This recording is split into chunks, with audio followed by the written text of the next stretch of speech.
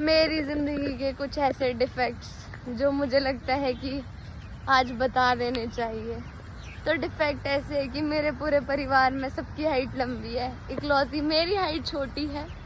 साथ में सबकी नाक लंबी है, सिर्फ मेरी नाक छोटी है।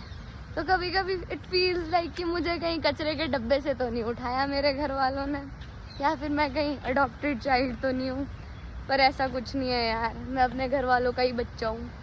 पर फिर भी ये मेरी ज़िंदगी के ऐसे डिफेक्ट है जो दिख जाते हैं यार, लोगों को भी लग जाता है पता कि मैं डिफेक्टेड पीस हूँ अपने घर पे, एक इकलौता डिफेक्टेड पीस।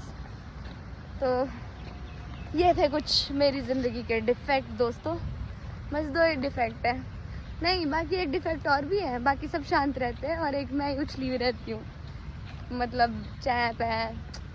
चलो क्या ही कर सकते हैं, डिफेक्ट ही डिफेक्ट है भाई।